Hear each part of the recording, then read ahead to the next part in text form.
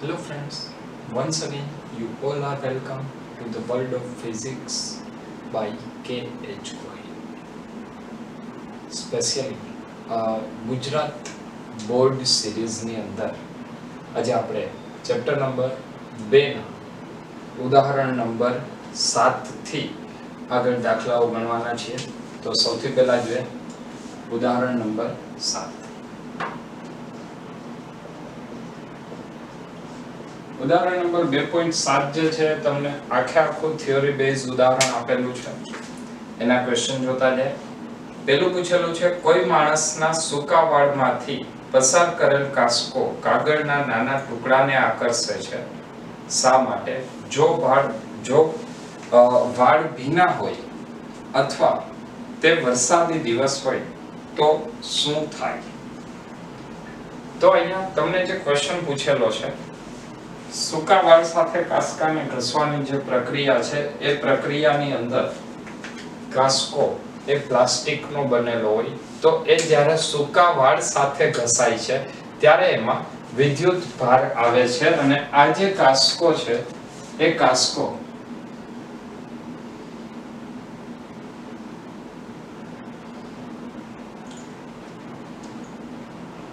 કેનો બનેલો હોય છે? પ્લાસ્ટિકનો. તો એ જે પ્લાસ્ટિકનો બનેલો છે જેની ઉપર ઋણ વિદ્યુત ભાર આવે છે. કાંસકા ઉપર વાળ સાથેના ઘર્ષણને કારણે કયો વિદ્યુત ભાર આવશે? ઋણ વિદ્યુત ભાર. જ્યારે આ કાંસકાને કાગળના એક નાનકડા ટુકડાની નજીક લાવવામાં આવે છે તો આ કાગળના નાના ટુકડામાં વિદ્યુત ભાર પ્રેરિત થાય છે અને પ્રેરિત વિદ્યુત ભારને કારણે ધન વિદ્યુત ભાર એ કાંસકાની નજીકના ભાગમાં અને એની દૂરના ભાગમાં ઋણ વિદ્યુત ભાર આવે છે. પરિણામે આ અપાકર્ષી વિદ્યુત ભારો એકબીજાને આકર્ષે છે અને જેના પરિણામે કાગળનો ટુકડો એ કાંસકા તરફ આકર્ષાય છે. ચલો ક્લિયર છે? ત્યારબાદ કીધું છે કે જો વરસાદના વાતાવરણમાં આ જ વસ્તુ કરવામાં આવે તો ભેજવાળું વાતાવરણ અથવા વાળ ભીના હોય તો કાંસકાની દાંતિયા સાથેનું જે ઘર્ષણ છે એ ઘર્ષણ ઓછું થાય છે જેને પરિણામે એટલા વિદ્યુત ભાર ટ્રાન્સફર થતા નથી, એટલા ઇલેક્ટ્રોન ટ્રાન્સફર થતા નથી, જેથી કરીને આ કાગળનો ટુકડો આકર્ષી શકાતો નથી. ત્યારબાદ બીજું આપેલું છે સામાન્ય રબર અવાહક છે પરંતુ વિમાનના વિશિષ્ટ રબરના ટાયર સહેજ સુવાહક બનાવવામાં આવે છે. હવે રબર એ અવાહક છે. જો આપણે વિમાનની વાત કરીએ તો વિમાનને ટેક ઓફ કરતી વખતે અને લેન્ડિંગ કરતી વખતે એને જમીન ઉપર ખૂબ જ ઝડપથી, ખૂબ જ મોટા વેગથી એ ચાલે છે. આ સ્થિતિમાં જો અવાહક રબર અને જમીન વચ્ચે ઘર્ષણ થાય તો બની શકે કે વિદ્યુત ભારનો મોટો જથ્થો ટાયર ઉપર ભેગો થાય અને જો આ મોટો જથ્થો ટાયર ઉપર ભેગો થાય અને એ એક ભાગ ઉપરથી, એક પદાર્થ ઉપરથી જો બીજા પદાર્થ ઉપર જાય તો ત્યાં સ્પાર્ક થવાની શક્યતા છે, મતલબ એમાંથી આગ લાગવાની શક્યતાઓ રહેલી છે. પરિણામે જો એ ટાયરને સેજ સુવાહક બનાવવામાં આવે તો જમીન અને ટાયરના ઘર્ષણ વચ્ચે જે પણ વિદ્યુત ભાર આવે છે એ વિદ્યુત ભાર સીધો ક્યાં વયો જાય? જમીનમાં વયો જાય છે. ક્લિયર છે? એટલા માટે એ ટાયરને સુવાહક બનાવવામાં આવે છે. ત્યારબાદ દહનશીલ દ્રવ્યોને લઈ જતા વાહનમાં જમીનને અડકતા હોય તેવા ધાતુના દોરડા રાખેલા હોય છે. આનો પણ કન્સેપ્ટ એ જ હશે કે જે દહનશીલ દ્રવ્ય છે એના વાહનમાં ટાયર જે છે ટાયર સતત રોડ સાથે ઘસાઈ ગતિ દરમિયાન તો આ ટાયર ઘસાઈ પરિણામે જો ત્યાં વિદ્યુત ભાર જમા થાય તો આ વિદ્યુત ભાર ને કારણે ફરીથી આગ લાગવાની શક્યતાઓ રહેલી છે, જેના પરિણામે એ જો સુવાહક તારથી જમીન સાથે સંપર્કમાં હોય, સુવાહક દોરડાથી મતલબ તારથી જો એ જમીન સાથે સંપર્કમાં હોય તો કોઈ વખત જો ત્યાં વિદ્યુત ભાર આવશે એ વાહન ઉપર તો એ વિદ્યુત ભાર સીધો જમીનમાં વયો જાય છે અને પરિણામે અકસ્માતથી બચી શકાય છે. ક્લિયર? ત્યારબાદ ચોથું આપેલું છે ખુલ્લી હાઈ પાવર લાઈન પર પક્ષી આરામથી બેસી શકે છે, તો પણ તેને કંઈ થતું નથી. જ્યારે જમીન ઉપર ઉભેલો માણસ તે જ લાઈનને સ્પર્શે તો તેને પ્રાણઘાતક આંચકો લાગે છે. ચલો આ વાતને થોડી એવી આપણે સમજીએ.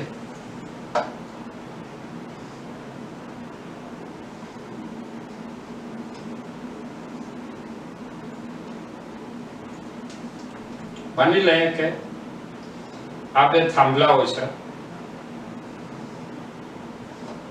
થાંભલા ઉપરથી એક લાઈન પસાર થાય છે જેમાંથી વિદ્યુત પ્રવાહ વહે છે. ક્લિયર? હવે જો આની ઉપર એક પક્ષી બેઠેલું હોય,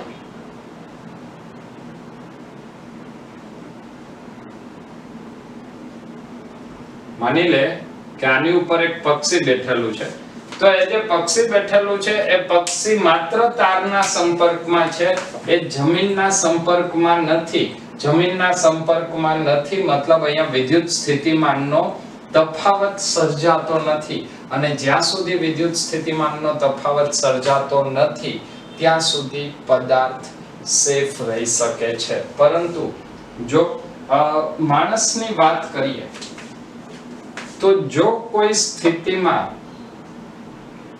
માણસ જો આ તારના સંપર્કમાં આવે કોઈ પણ સુવાહક દ્વારા, અથવા તો માણસ સીધો સંપર્કમાં આવે, તો એ માણસ જે છે એક તો પોતાનું શરીર સુવાહક છે અને એની સાથે સાથે એ જમીનના સંપર્કમાં છે.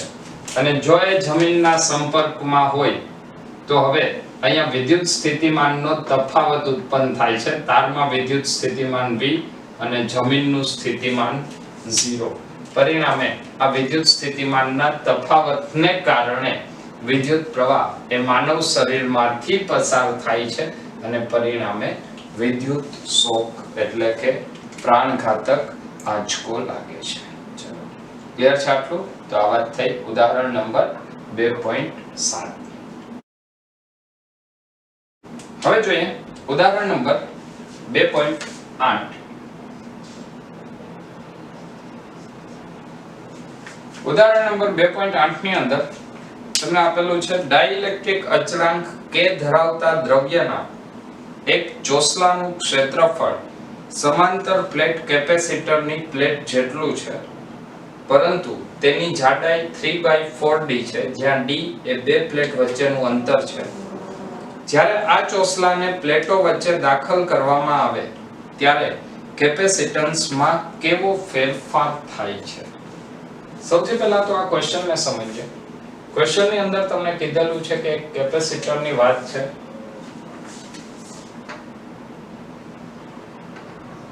માની લઈએ કે આ કેપેસિટરની બે પ્લેટ છે. આ કેપેસિટરની બે પ્લેટ વચ્ચે અંતર કેટલું છે? સ્મોલ d જેટલું.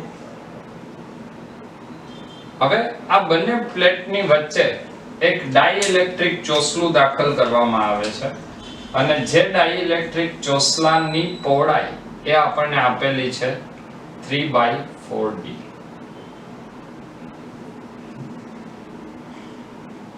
ડાઇલેક્ટ્રિક અચળાંક છે K અને એની પહોળાઈ આપણને આપેલી છે 3/4d. તો આ કેટલું આવશે? d/4. ઓકે, તો આના માટે અસરકારક કેપેસિટન્સ શોધવાનું છે. જો આ ક્વેશ્ચન ગણવો હોય તો આ ક્વેશ્ચન આપણે બે રીતે ગણી શકીએ. કઈ બે રીતે ગણાશે? હવે જોઈએ પહેલી રીત જોઈએ આની અંદર કે અહીંયા તમે બે કેપેસિટર વિચારો અને બંને કેપેસિટર કેમાં આવશે? શ્રેણીમાં આવશે. પહેલું કેપેસિટર કે જેની અંદર હવાનું માધ્યમ છે અને બીજું કેપેસિટર જેમાં ડાઇલેક્ટ્રિક અચળાંક K છે. ક્લિયર છે? તો આ બે કેપેસિટર કેમાં થાય? શ્રેણીમાં થશે.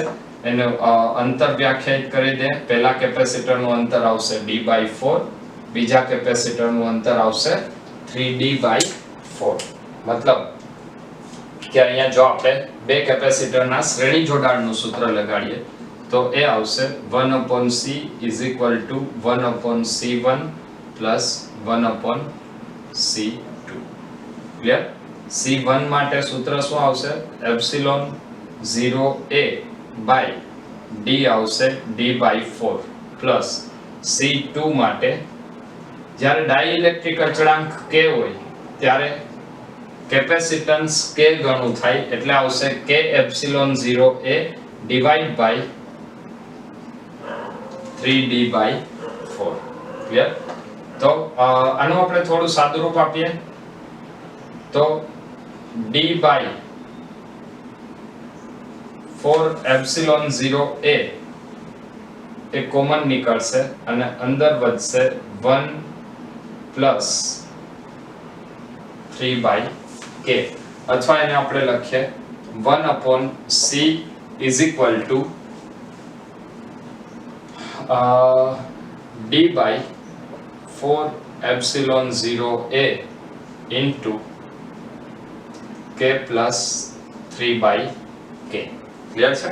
હવે આનો વ્યસ્ત કરી નાખીએ તો આપણને મળશે c is equal to epsilon 0a by d into 4k by k plus 3.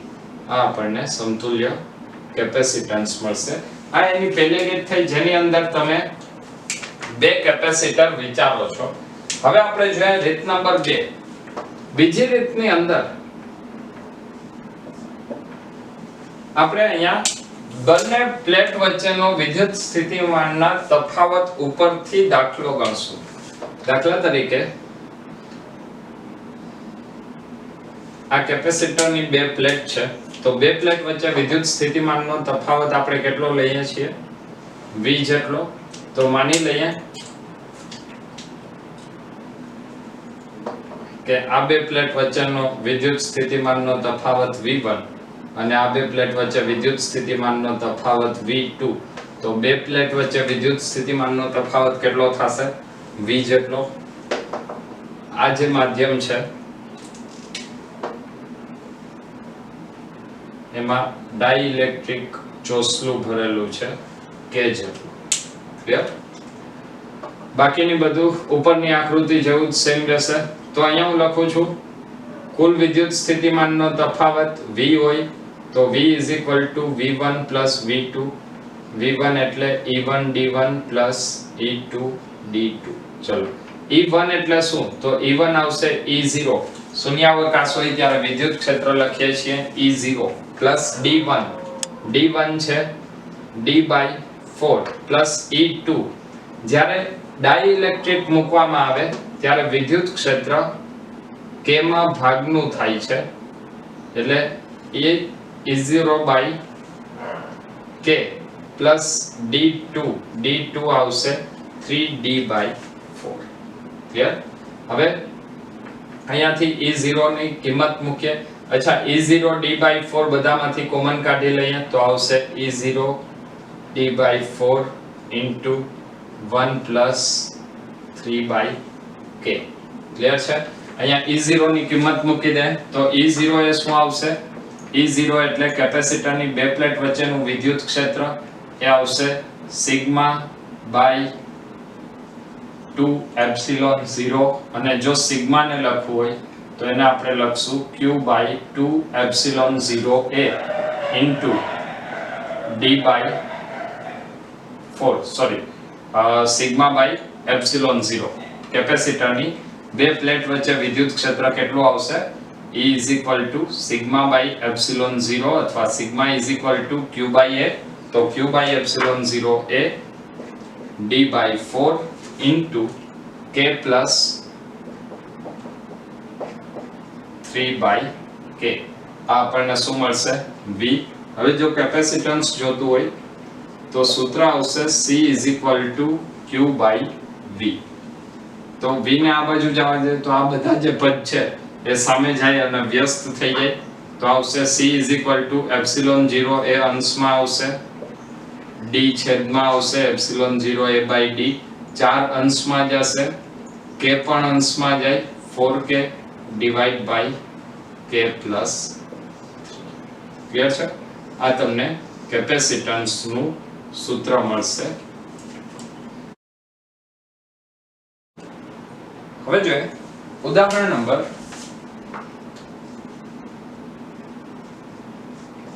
2.9. એની અંદર તમને આકૃતિ ક્વેશ્ચન ની અંદર આપેલી છે 10 માઇક્રોફેરેડ ના 4 કેપેસિટર નું એક નેટવર્ક 500 વોલ્ટ ના સપ્લાય સાથે જોડેલ છે. તો નેટવર્ક નું સમતુલ્ય કેપેસિટન્સ અને દરેક કેપેસિટર પરનો વિદ્યુત ભાર શોધો. સૌથી પહેલા તો તમને અહીંયા જે નેટવર્ક ક્વેશ્ચન ની અંદર આપેલું છે એ નેટવર્ક ને આપણે જોઈ લઈએ.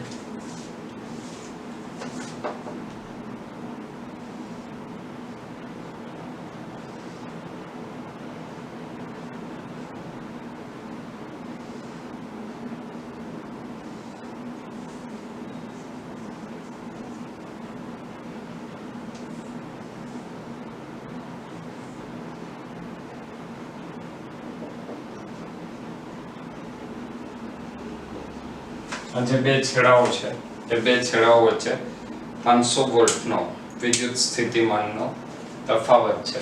કેપેસિટરના નામ આપણને ક્વેશ્ચનની અંદર આપેલા છે તો એ આપણે લખી નાખીએ C1, C2, C3 અને C4. સૌથી પહેલા તો અહીંયા આ આકૃતિને આપણે થોડી સમજીએ. તો આ જ આકૃતિને ફરીથી આપણે દોરી શકીએ. માની લઈએ કે અહીંયા 500 વોલ્ટની એક બેટરી છે. આ 500 વોલ્ટની બેટરીની સાથે કેપેસિટર જોડેલા છે. તો C1, C2, C3 શ્રેણીમાં થશે અને C4 એની સાથે સમાંતરમાં આવશે. ક્લિયર છે? C1, C2 અને C3 એ ત્રણે ત્રણ કેમાં આવશે? શ્રેણીમાં આવશે. અને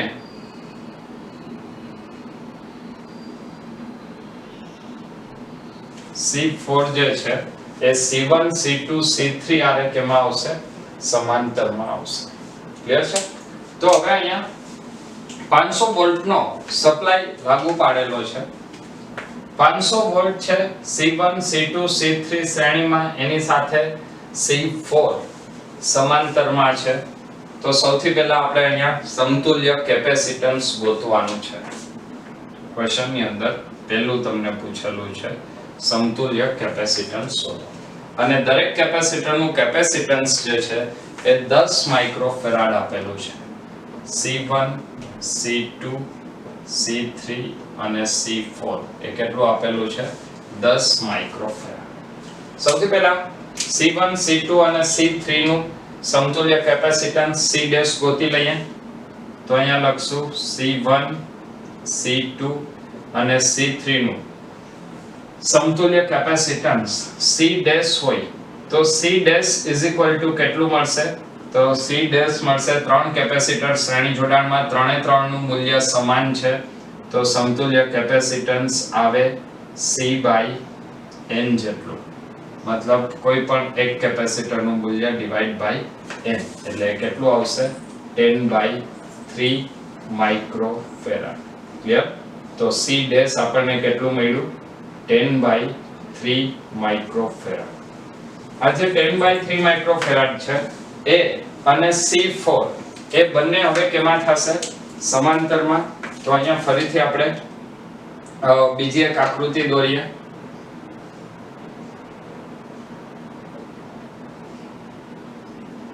માની લે કે આ 500 વોલ્ટની બેટરી છે. બેટરી સાથે એક કેપેસિટર જોડેલું છે C4 અને આ C4 કેપેસિટર સાથે C1, C2 અને C3 નું એક સમતુલ્ય કેપેસિટન્સ એ આપણે C ડેશ લગાડેલું છે. તો હવે અહીંયા સમગ્ર પરિપથનું સમતુલ્ય કેપેસિટન્સ જો C હોય તો C કેટલું મળશે? C ડેશ અને C4 નું સમતુલ્ય કેપેસિટન્સ. તો હું લખું છું પરિપથનું સમતુલ્ય કેપેસિટન્સ C હોય તો C ડેશ અને C4 કેમાં છે? સમાંતરમાં. તો લખાય C is equal to C dash plus C4 C dash એટલે 10/3 પ્લસ C4 10 તો આવશે 30 પ્લસ 10 એટલે 40/3 માઇક્રોફેરાડ. ક્લિયર? આ આપણને મળશે સમતુલ્ય કેપેસિટન્સ C = 40/3 માઇક્રોફેરાડ. ત્યારબાદ આની અંદર કીધેલું છે દરેક કેપેસિટર ઉપરનો વિદ્યુત ભાર શોધો. દરેક કેપેસિટર ઉપરનો વિદ્યુત ભાર શોધવાનો છે તો આ સૌથી પહેલા C4 માટે વોલ્ટેજ આપણને આપેલો છે અને C4 માટે કેપેસિટન્સ પણ આપણને ખ્યાલ છે. ચલો તો બીજું ગોતીએ B.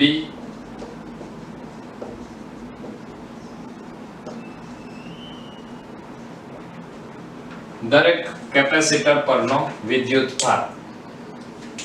તો જો C4 ઉપરનો વિદ્યુત ભાર Q4 હોય, કેપેસિટર C4 પરનો વિદ્યુત ભાર જો Q4 હોય તો ચોથું કેપેસિટર એ બેટરી સાથે સમાંતરમાં જોડેલું છે તો ચોથા કેપેસિટર માટે હું અહીંયા લખું છું C4 માટે C4 બરાબર 10 માઇક્રોફેરાડ.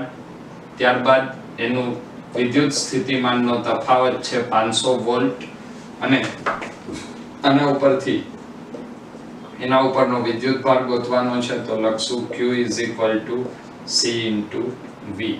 C છે 10 માઇક્રો એને ગુણ્યા V છે 500 એટલે આ કેટલું થાય 5 મિલી કુલમ.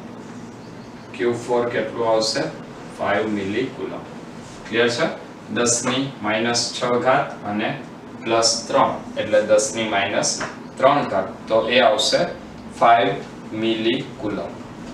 ત્યારબાદ ગણીએ C ડેશ. તો C ડેશ પણ 500 વોલ્ટ સાથે સમાંતરમાં જોડેલું છે તો હવે અહીંયા હું ફરીથી લખું છું C ડેશ